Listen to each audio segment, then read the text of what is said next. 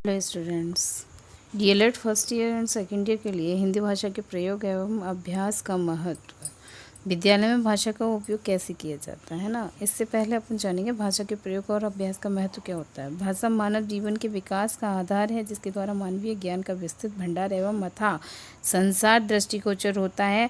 भाषा के आधार पर ही विद्यालय में औपचारिक रूप से, विद्यालय के बाहर अनौपचारिक रूप से विचार विमर्श संभव होता है। भाषा के द्वारा ही सर्वत्र विश्व एक मंच पर उपस्थित हुआ है तथा सभी के द्वारा सांस्कृतिक विकास हेतु प्रयास किया जाता है। विश्व में संस्कृति, सभ्यता एवं विकास कार्यों में भाषा की महत्वपूर्ण भूमिका है। आज विश्व बंधुत्व एवं वैश्वीकरण की प्रवृत्ति में प्रमुख भूमिका भाषा की रही है।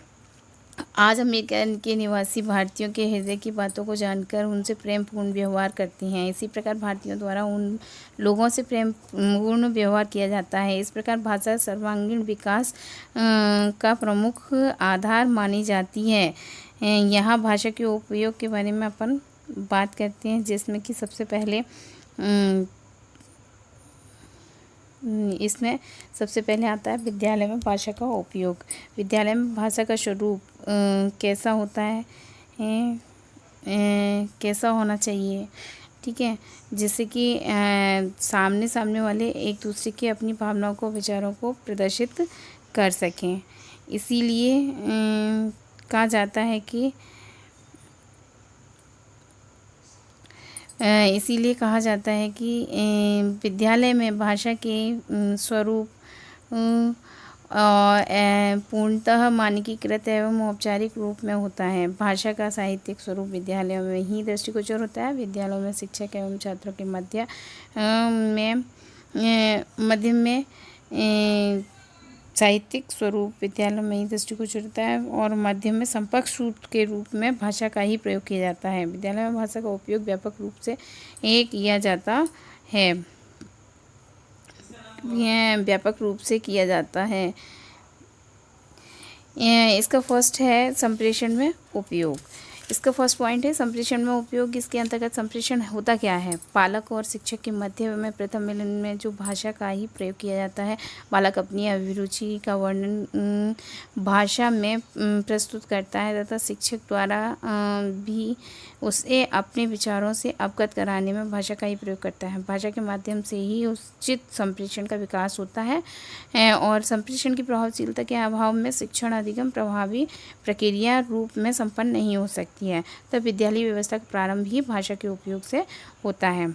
इसके बाद है छात्र एवं शिक्षकों के मध्य में आत्मीय व्यवहार किस प्रकार से होता है। वर्तमान शिक्षा प्रणाली का छात्र एवं शिक्षक के मध्य आत्मीय एवं सद्भावपूर्ण व्यवहार पर बल देती है। शिक्षा शास्त्रियों का मानना है कि शिक्षक तथा शिक्षार्थी के मध्य आत्मीय व्यवहार को उत्पन्न करने वाली भाषा ही छात्रों की मन की भावना को शिक्षक विविध प्रकार के प्रश्न एवं संकेतों के माध्यम से तथा उसके अनुरूप ही शिक्षक व्यवहार करता है, उससे आत्मीय व्यवहार की उत्पत्ति होती है। इस प्रकार भाषा द्वारा शिक्षण अधिगम प्रक्रिया प्रभावी रूप से संपन्न होती है तथा छात्रों का अधिगम स्तर ऊंचा होता है। इसके बाद नेक्स्ट आता है विद्यालय चर्चा में उपयोग। विद्यालय चर्चा में उपयोग किस प्रकार से किया जाता है। विद्यालयों में विविध प्रकरणों पर चर्चा और विचार विमर्श किया जाते हैं। इसी प्रक्रिया को विद्यालय चर्चा कहते हैं। इसमें छात्रों और शिक्षकों के अतिरिक्त विशेषज्ञों द्वारा भी भाग लिया जाता है। इसमें सभी अपने विचारों को प्रकट करने के लिए भाषा का ही प्रयोग करते हैं। इससे सार रूप में किसी बिंदु पर महत्वपूर्ण विचार विमर्श किया जाता है, जिससे कि शिक्षण अधिगम प्रक्रिया प्रभावी रूप से संपन्न होती है। इस प्रकार विद्यालय की प्रत्येक चर्चा में भाषा का उपयोग किया जाता है। इसके बाद नेक्स्ट है आपका मौखिक कार्य में भाषाई उपयोग। भाषाई उपयोग किस प्रकार से हम करते हैं, ये है विद्यालय एक रह गया है लिखित कार्य में भाषा का उपयोग। लिखित कार्य में भाषा का उपयोग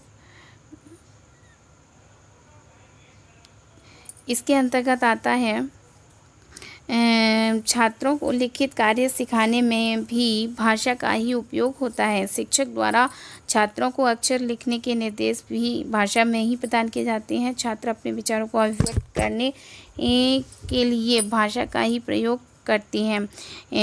इसी प्रकार अपने विचारों को प्रकट करने के लिए विद्वानों एवं शिक्षकों द्वारा भाषा का ही प्रयोग किया जाता है। इस प्रकार विद्यालय में होने वाले प्रत्येक लिखित कार्य में भाषा का ही उपयोग किया जाता है। इसके बाद नेक्स्ट आता है मौखिक कार्य में भाषाई उपयोग। इसके अंतर्गत में विद्यालय में होने वाले समस्त मौखिक निर्देशन एवं परामर्श भाषा के आधार पर ही किए जाते हैं। जैसे छात्रों में स्वानुशासन की भावना को विकसित करना, दिशा निर्देश प्रदान करना, छात्रों को विद्यालय के नियम समझाना, छात्रों को विषयगत ज्ञान प्रदान करना एवं छात्रों को संज्ञानात्मक अधिगम कराना आदि विद्यालय के समस्त मौखिक कार्यों का आधार भाषा को ही माना जाता है। इसके बाद नेक्स्ट है पृष्ठपोषण में भाषा का उपयोग। पृष्ठपोषण किस तरीके से करते हैं? जब कोई छात्र किसी प्रश्न का उत्तर सर्वोत्तम रूप में देता है तो शिक्षक द्वारा उचित शब्दों संकेतों के माध्यम से उसकी प्रशंसा की जाती है। इस प्रक्रिया को पृष्ठपोषण या फीडबैक कहा जाता है। पृष्ठपोषण के द्वारा छात्रों को प्रेरणा प्राप्त होती है तथा वह अपने आगे की शैक्षिक क्रियाओं को भी कुशलतापूर्वक करता है, मोटिवेटेड होता है और अच्छे से करने की कोशिश करता है, अधिगम स्तर को उच्च बनाने का प्रयास करता है। इसके बाद नेक्स्ट आता है भाषाई कौशलों को सिखाने में उपयोग। इसके अंतर्गत आते हैं कि छात्रों को विभिन्न प्रकार के कौशलों को सिखाने में भी भाषा का ही उपयोग किया जाता है। लेखन, पठन, श्रवण कौशल संबंधी नियमों के लिए लिखित निर्देशों का संबंध भाषा से ही होता है।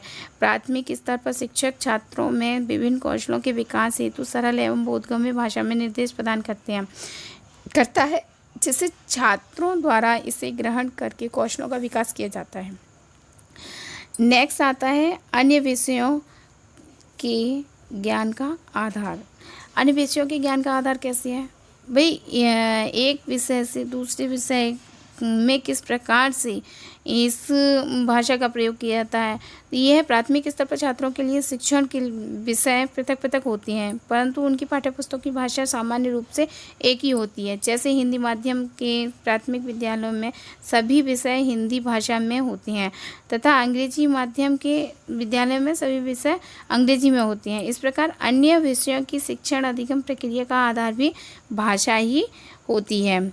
शिक्षण अधिगम प्रक्रिया का आधार।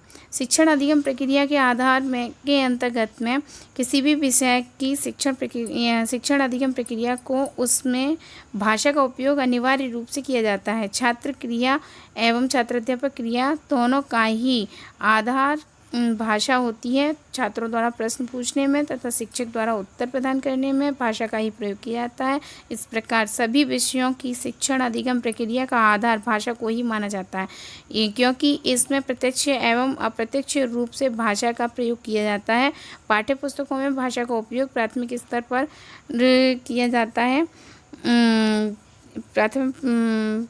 प्राथमिक स्तर पर किया जाता है और इन पुस्तकों के माध्यम से बच्चा इन पुस्तकों को साधन के रूप में अपनाता है और इनसे ज्ञान प्राप्त करने की कोशिश करता है। जैसे भारतीय विद्यालयों में अंग्रेजी और हिंदी भाषा में गणित, विज्ञान, इतिहास विषयों की पुस्तकें उपलब्ध होती हैं। इस प्रकार पाठ्यपुस्तक में पुस्तकें भाषा में ही उपलब्ध होती हैं, जिससे कि भाषा भाषा के माध्यम से बच्चा सीख सके। नेक्स्ट है मानक भाषा का विकास। मानक भाषा के विकास के अंतर्गत विद्यालय में प्रयुक्त भाषा के आधार पर ही छात्रों में मानक भाषा के स्वरूप को ज्ञान प्राप्त होता है। विद्यालय में छात्रों द्वारा जो भी पाठ्य पुस्तकें पढ़ी जाती हैं उनके आधार पर ही वे अनेक नवीन शब्दों को खोजते हैं तथा सीखते हैं। इससे उन्हें विराम चिन्हों का भी प्रयोग होता है और मानक भाषा का प्रयोग करना सीखते हैं तथा भाषा का मानकीकरण भी विद्यालयों में उपयुक्त आधार पर करते हैं, जिससे कि सभी सीख पाते हैं। ये वीडियो पसंद आया हो तो आप लाइक करें, शेयर करें। इससे आगे का नेक्स्ट वीडियो में कराया जाए।